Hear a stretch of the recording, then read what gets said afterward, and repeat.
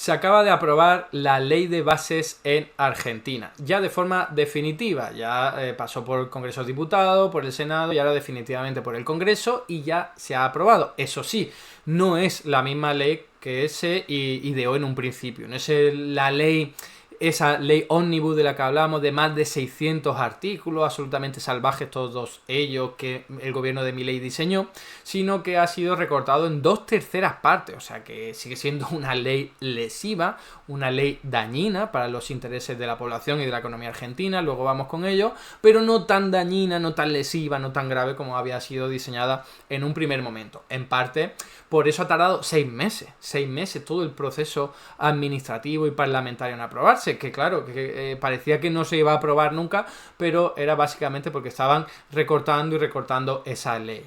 Entonces, vamos a analizarla un poco cómo ha quedado, porque yo ya hice un vídeo al respecto de esa primera ley ómnibus, por si queréis verlo, pero bueno, no está actualizado, es decir, fue de aquello, no es tan relevante. Cómo analizar ahora cómo ha quedado la ley, cuáles son los cambios más importantes y también, pues, poder hacer un análisis sobre qué ha ocurrido inmediatamente después, porque no ha ocurrido nada bueno para la economía argentina, y estoy hablando de solo en unos pocos días después de esta aprobación de la ley, los indicadores macroeconómicos que más importan al gobierno de Javier Milei, que son el tipo de cambio, la estabilización de la moneda y el riesgo país, todo ha empeorado y bastante en muy poquito tiempo. Y fijaos de lo que estamos hablando, ya sabemos que el ajuste a la motosierra del gobierno de Javier Milei es me lo cargo casi todo. Y me da igual que haya mucho daño y dolor haciéndolo, porque luego la cosa va a mejorar, pero es que si ni siquiera empieza a mejorar acorde a los parámetros más macroeconómicos, que no son los que más nos importan a los mortales, pero sí a esta gente que piensa más en números y en macroeconomía que en gente y personas, insisto, la moneda y también la prima de riesgo, el tipo de interés que lo llaman riesgo país, y eso ha empeorado, pues las cosas no pintan nada bien para el gobierno de Javier Milei. Así que vamos a analizar esto poquito a poco. En primer lugar, es importante dejar claro lo que yo había dicho, no es la medida, perdón, no es la ley inicial, sino que es un recorte y la amputación ha sido de que ha pasado de 664 artículos que tenía la ley original a 234. Algunos han sido tumbados por el Senado, otros en la primera vez que llegó al Congreso de Diputados y algunos incluso al final. O sea que todo este trámite de 6 meses con un montón de negociaciones, las comisiones han sido un montón de horas de negociación y finalmente esta es la ley que ha salido sancionada. Por supuesto no es la que más le gusta al gobierno de Milei, pero tampoco es la que más le gusta, que ha recibido más de 100 votos en contra a la oposición, ¿no? Y por supuesto también esto será utilizado por los palmeros de Milei si las cosas no van bien, que de hecho no están yendo bien, para decir, no, es que no le han dejado a Milei hacer lo que quisiera, si hubiese hecho todo lo que quería, entonces la cosa hubiese mejorado. Estás clarísimo de tener claro y estás convencido de que eso es lo que van a decir. Vaya, ya lo vienen diciendo de hace tiempo.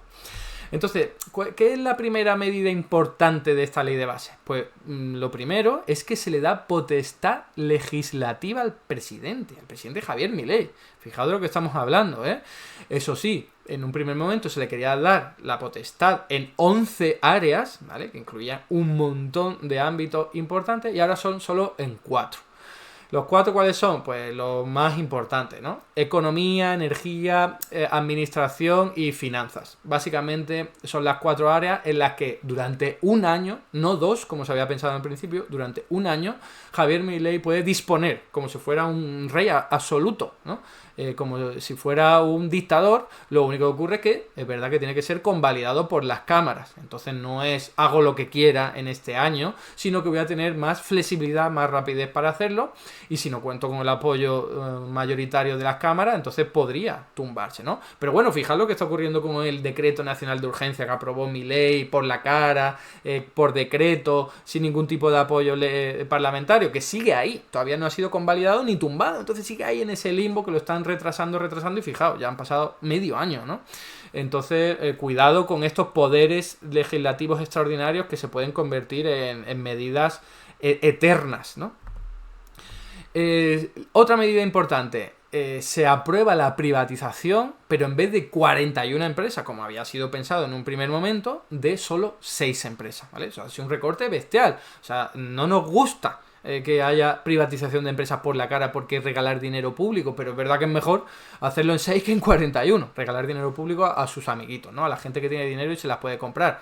Pero no son las 41 que se habían pensado. Por cierto, ¿cuáles son? Pues si os interesa, aquí lo tenéis. Agua y saneamiento argentino. Cuidado, muy delicado, privatizar la gestión del agua, pero bueno, al menos es solo una de estas y no tantas. Energía argentina, Intercargo, corredores viales, Belgrano Cargas y Logística y Sociedad Operativa Ferroviaria, ¿no? Que son sectores estratégicos, son muy delicados. Ojalá no se privatizara, insisto, pero mejor 6 que 41 desde luego, ¿no? O sea, es Guatemala, no es un Guatepeor, ¿no? Utilizando ese dicho.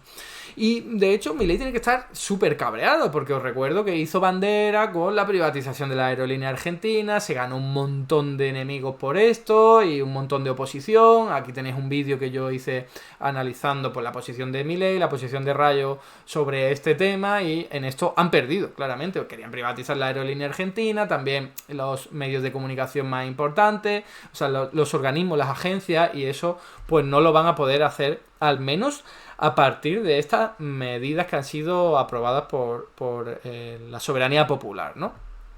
Otra medida, prohibición de privatizar organismos vinculados a la cultura y otros organismos por ahí. Entonces, esto parece que es una victoria de la oposición frente al gobierno, que le ha dicho, oye, no, por aquí no vamos a pasar, estos organismos están absolutamente blindados frente a tu privatización, ¿no?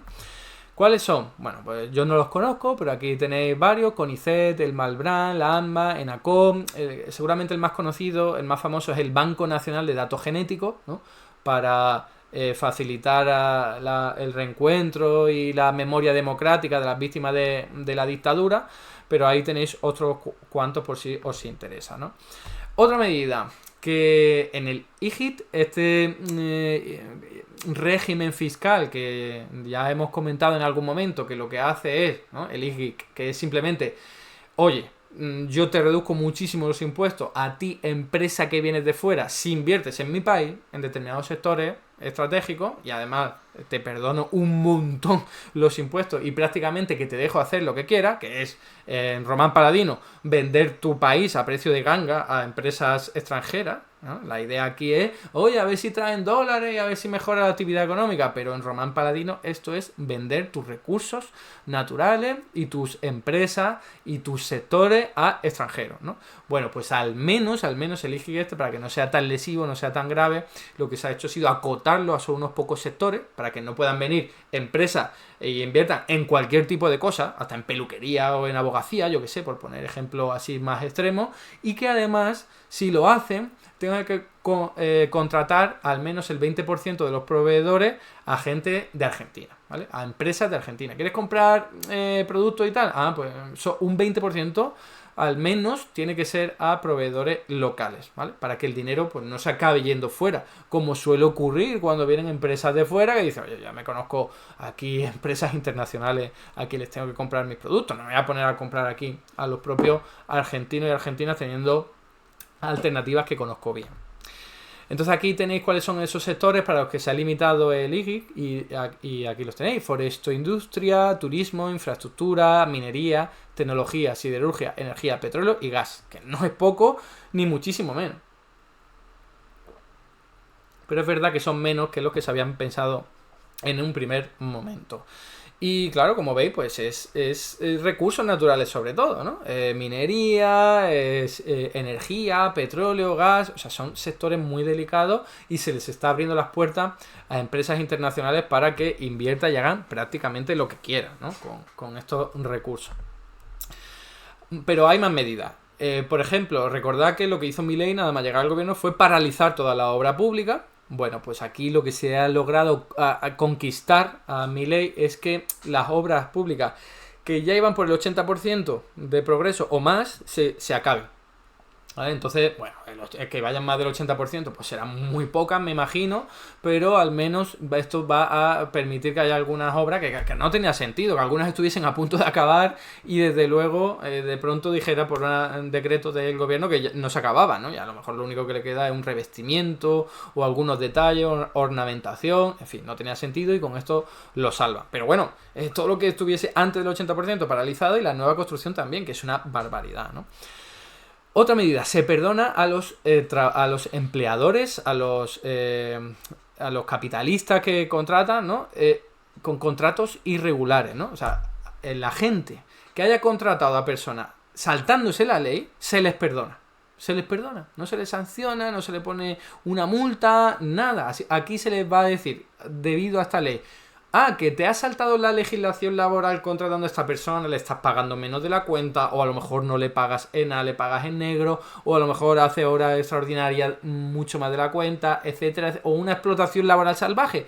No pasa nada, te perdonamos. Lo único que te vamos a pedir a cambio es que regularices el contrato, ¿vale? O sea, fijaos de lo que estamos hablando. O sea, es una amnistía a los explotadores laborales que hayan contratado en negro, ¿no? Entonces, una medida pensada más para tratar de florecer algunos empleos sumergidos, pero a costa de perdonar el delito, ¿eh? Estamos hablando de una amnistía.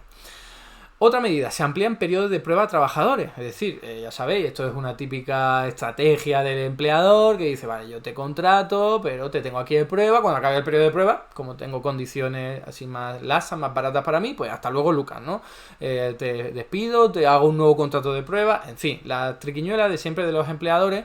Y cuanto más extenso sea el periodo de prueba, pues mejor para el empleador y peor para el trabajador, porque puede ser abusado, explotado de una forma más sencilla por parte del empleador, ¿no? Entonces aquí tenéis, si la empresa tiene más de 100 empleados, el periodo de prueba que antes era de 3 meses pasa a 6 meses. Si tiene entre 6 y 100 trabajadores pasa a 8 meses.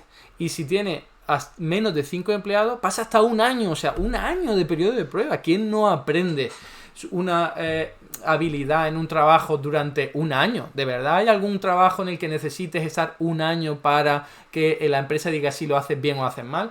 Por favor, esto es obviamente una medida para intensificar la explotación laboral y que los empresarios puedan absorber más renta y de una forma mucho más fácil de sus trabajadores.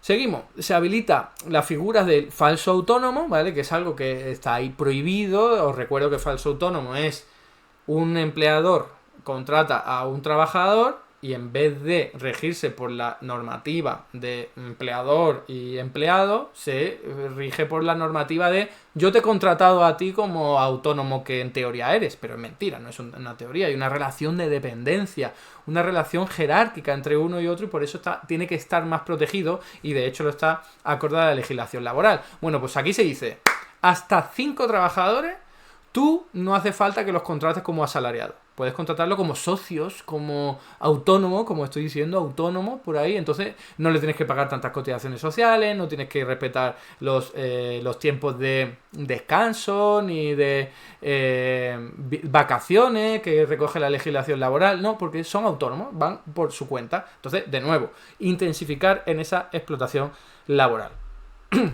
Pero ahora hay muchas más medidas, ¿vale? Pero os pondré el documento ahí por si queréis bichear un poquito, pero hay unas cuantas importantes que han quedado fuera de la ley de base y se la han llevado a un paquete fiscal, a otra ley, a otro paquete legislativo en el que hay barbaridades. Hay barbaridades incluso desde el punto de vista de los libertarios y de los más fans de Milei, ¿eh? Y esto lo vamos a ver incluso con un vídeo del propio Javier Milei contradiciéndose, claro, en términos retroactivos, porque es hemeroteca, con lo que se acaba de aprobar. Ahora vais a entender por qué lo digo.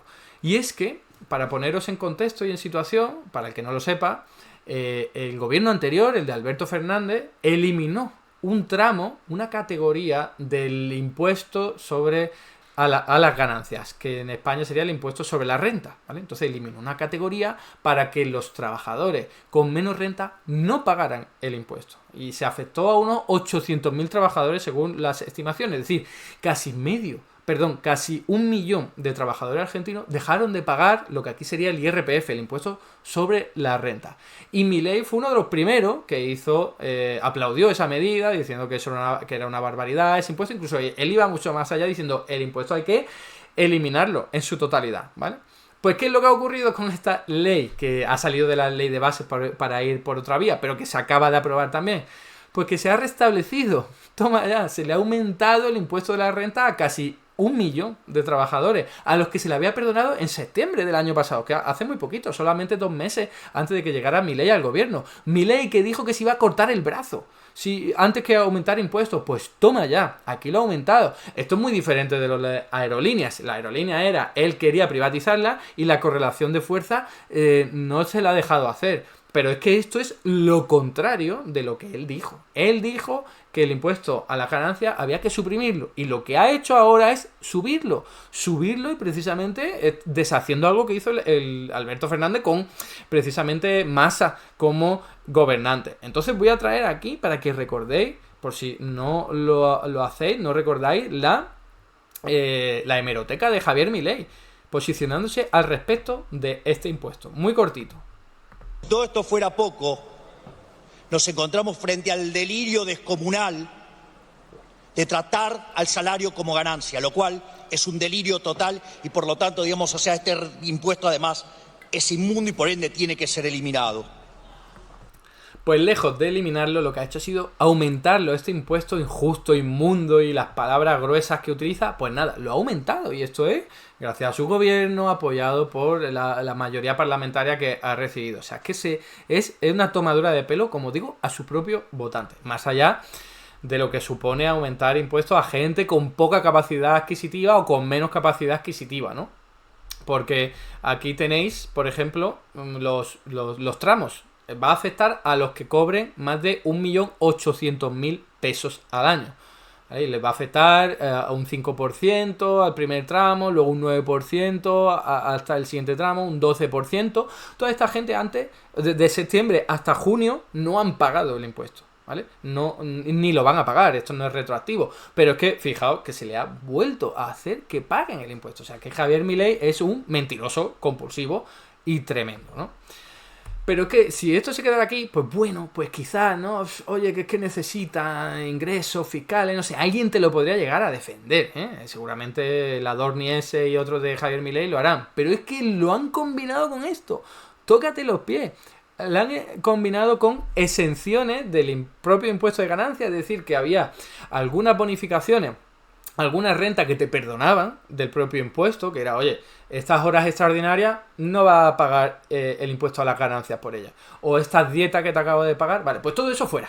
Todo eso fuera. O sea, van más allá. Este gobierno está yendo más allá, aumentando el impuesto a las ganancias. Por si fuera poco, eliminan las bonificaciones a la zona de la Patagonia, que es un territorio menos desarrollado que el resto de Argentina y que tenía bonificaciones fiscales. Pues nada, ahora se lo cargan para aumentar el impuesto y que la gente de allí pague exactamente lo mismo que el resto de los ciudadanos argentinos. O sea, que se está incrementando el impuesto a la ganancia. Pero por si fuera poco, es que encima lo que hacen es bajar el impuesto de los bienes personales, que es un impuesto que pagan sobre todo los más adinerados, porque es como una especie de impuesto al patrimonio, ¿vale? Entonces lo que han hecho ha sido subir el umbral de 27 millones, ¿vale?, a 100 millones. O sea, ahora la gente que tenga 99 millones de pesos en patrimonio, que no está nada mal, resulta que ahora no pagan, absolutamente nada por este impuesto. O sea, fijaos la combinación, se está aumentando impuestos a la gente que menos cobra, ¿vale?, por ese impuesto a la ganancia, y se le está bajando el impuesto a gente que cobra mucho. O sea, es